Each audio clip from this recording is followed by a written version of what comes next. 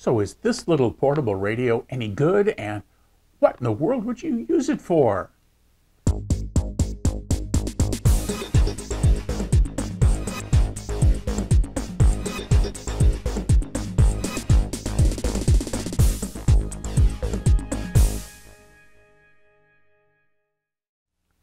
Hi, and welcome to this Gadget Talk video.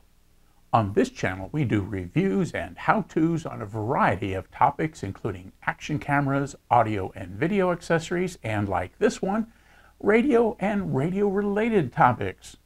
If you find this video helpful, please click the thumbs up button below the video and subscribe to the Gadget Talk channel. Subscriptions are very important to small channels like this one, and I really appreciate it when you take the time to click the subscribe button. Thank you. Clearly, the big draw for this radio is its price. It lists for around $16, and with coupons, you can get it for about $14. While I'm a frugal person, there does come a time where you ask yourself whether the product has a great price and is therefore a great value, or whether it's just a piece of junk, regardless of the price.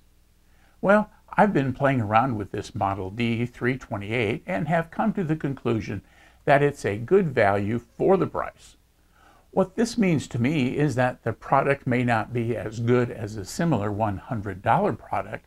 It does function as advertised and does what it claims to do. Let's do a quick review of key features and then take a look at the D-328.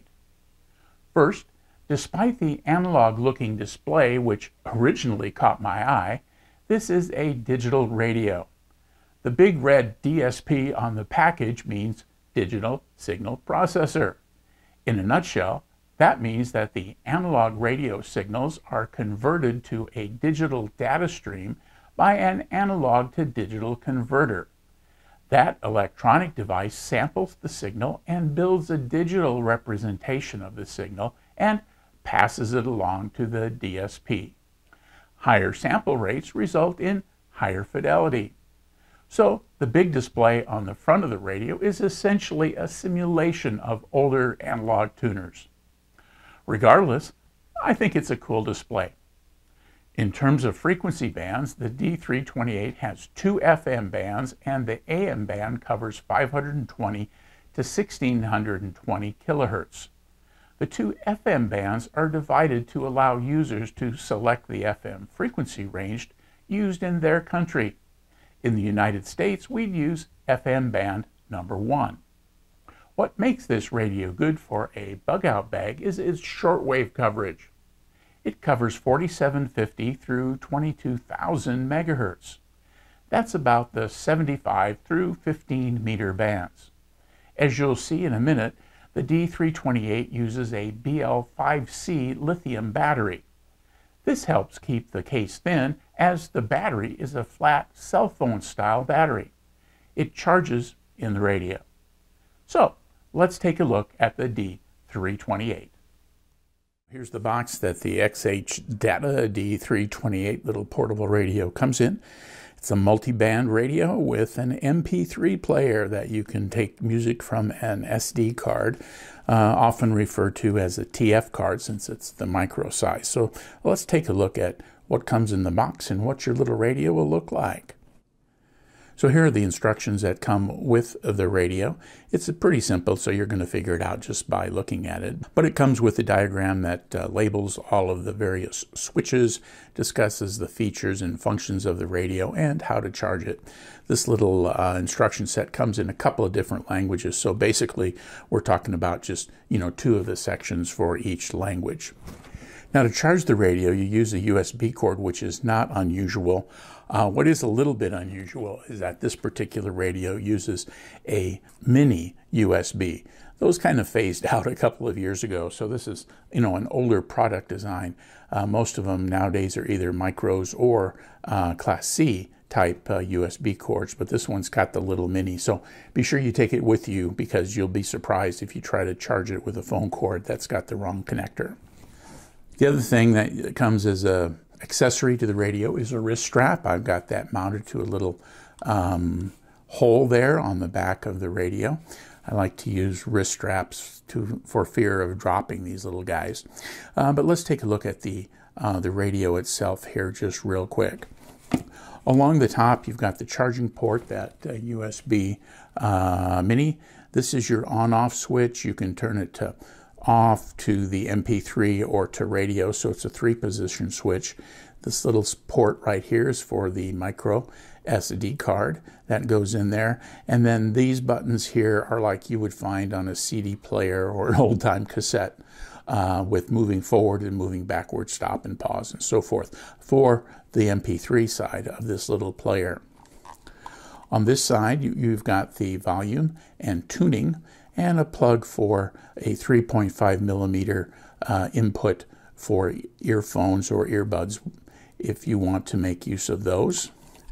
Now on the back, we've got the antenna, which snaps up. It goes up about 18-19 inches, and then the hole for the battery. Pull that out here real quick. And one of the interesting things about this radio is it runs on what I would call an old cell phone battery. It's a BL5C.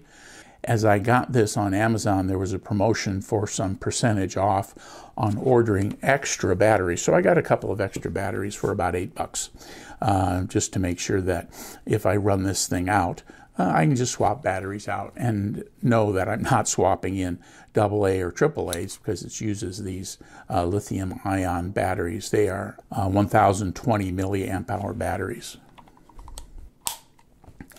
Right here is a little kickstand that you can use to hold the radio up if you're listening to it, and then it gives you kind of the frequency ranges and some of the other important information about the radio itself.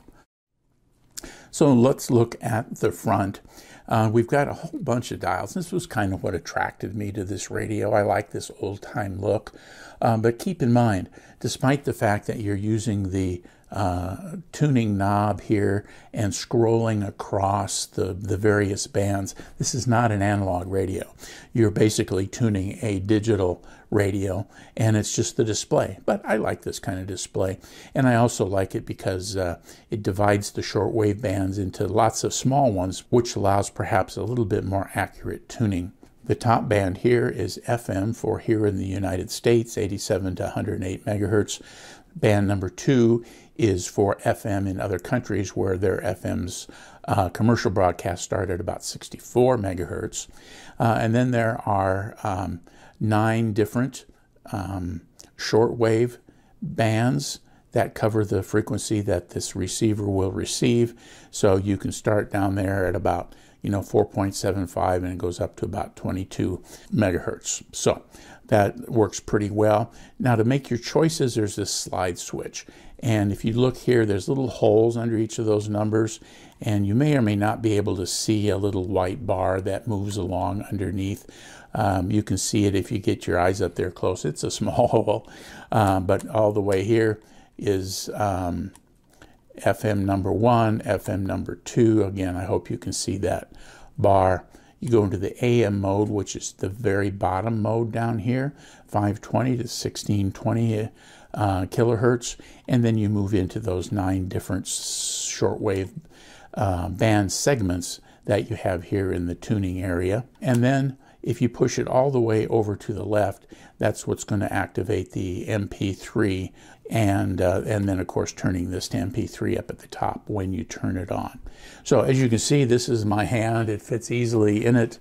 It's not a very big radio, but we'll take it outside where I've got a little bit better reception than I do in my house with any of my radios, and give a listen to see what this little guy sounds like. Here's a quick clip of the radio in action. For much of the demo, I'm using a clip-on long wire antenna for better shortwave performance. I'll link to the one I'm using in the description below. So we're here with the XHDATA D-328, and we're going to tune through some of the bands and see what kind of difference we can find.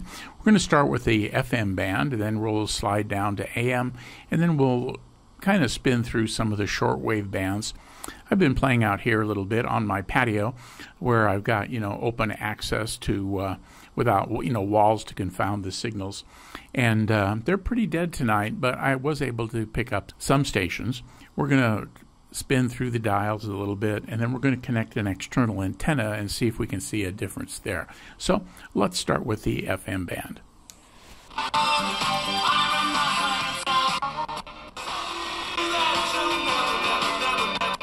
Get ready to celebrate the songs and artists that you listen to. Can't make it up. Oh my God. And that's part of Straight Talk.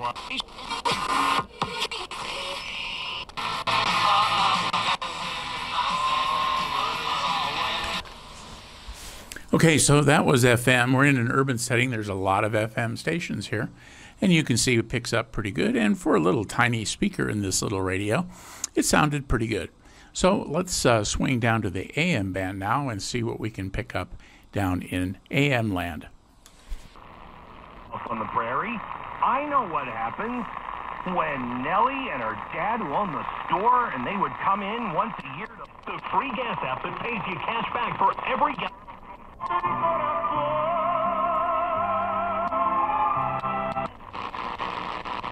Back it down and play Keller for the Coyotes. The next small. He gets the awkward. Okay, that was a quick tool through the AM bands. Aren't as many AM stations here, but as you could see, there was some sports talk happening, some Spanish language, and so the AM bands were coming in pretty good. Now let's drop into the shortwave bands and see what we can pick up with just the telescoping antenna on the radio itself.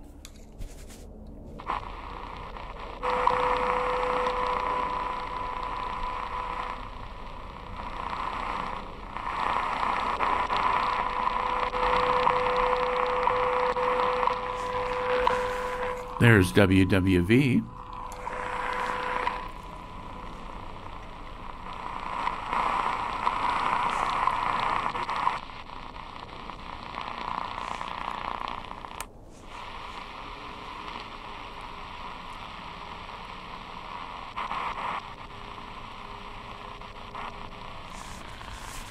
When these rows are divided into so many small segments, the tuning sensitivity is probably a little bit better than a radio that gave only one or two tuning options across the band like this.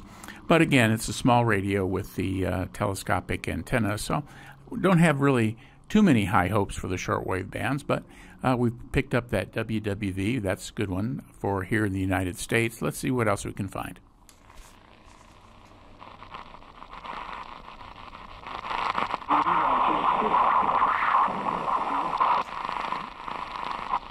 We slipped down to band number 4, which is 9.2 megahertz up to 10 megahertz.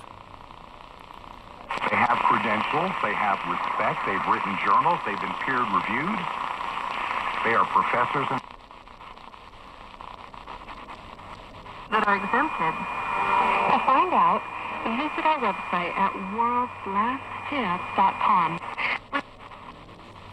So that's a pretty good representation of what you're going to get with the small antenna. Now let's clip the external antenna onto this telescopic antenna and see if we can pick up anything more, or with what we have picked up, pick it up a little bit stronger. So we'll go back up through that same area of the band and see what we get.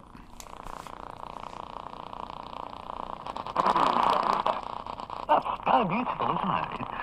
I'm seeing it in the whole... I really am. And this whole idea that the gospel of the Trinity was devised by Satan.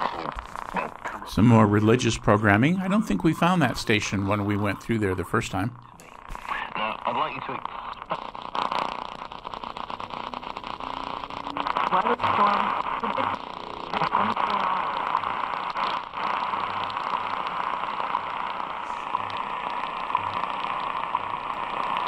That's WWV on 10 megahertz.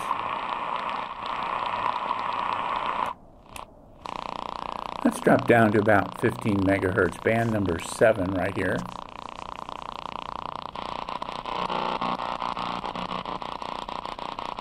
Higher rates of smoking, 2 or 3 times more likely to smoke than any other population group.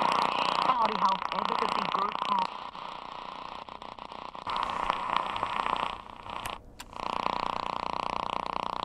Drop down to about 17 megahertz. It sounds pretty dead at this frequency range. Let's go back up to the 9.2 megahertz and see what we can find there.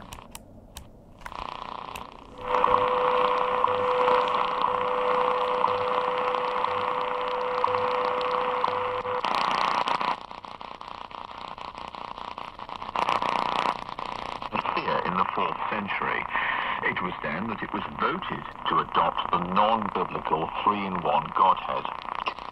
More religious programming. So that's a pretty good representation of what you can expect from one of these little radios. It does pull in shortwave channels. An external antenna makes a big difference, but there's just not a lot going on here in the United States. So many countries are beaming their news and cultural programmings to other parts of the world. So at least here in the desert southwest of the U.S., it can be a little hard to pick up some of those shortwave broadcasts, which may be entirely different where you are. But for a little pocket radio, it doesn't do a bad job. And if you're not used to listening to shortwave broadcasts, the fuzziness and the buzzing and static, that's all part of the game. That's what that part of the frequency band is going to produce. So that's the XHDATA D-328 sound check. I hope you were able to get a sense of the radio's tuning and sound quality. I didn't stay on any station long to avoid any copyright issues with YouTube. If you're thinking about listening to ham operators in the shortwave bands, this radio won't work them very well. Hams use single sideband modes that this radio doesn't receive. However, shortwave broadcast stations normally use AM signals, and the D-328 easily picks those up. The shortwave bands have been tough to work the past several years due to low sunspot activity that provides the ionization that allows long-distance radio wave travel at these frequencies. Additionally, many broadcasters direct their signals to specific areas so that those can be hard to pick up outside of the areas, even with expensive receivers. I'd like to use a shortwave broadcast schedule app on my smartphone to help identify who's broadcasting at a particular time and frequency. There are several in your app store. I use Skywave schedules. All in all, the XHDATA D-328 radio is a good radio for the price. It has good band coverage and reasonable sound quality for such a small, inexpensive radio. It would be a great choice for your bug-out bag or camping radio. Hey, if you found this video helpful, please click the thumbs up button below the video and subscribe to the Gadget Talk channel. Click the bell icon to be notified when I post new videos. Thanks for watching.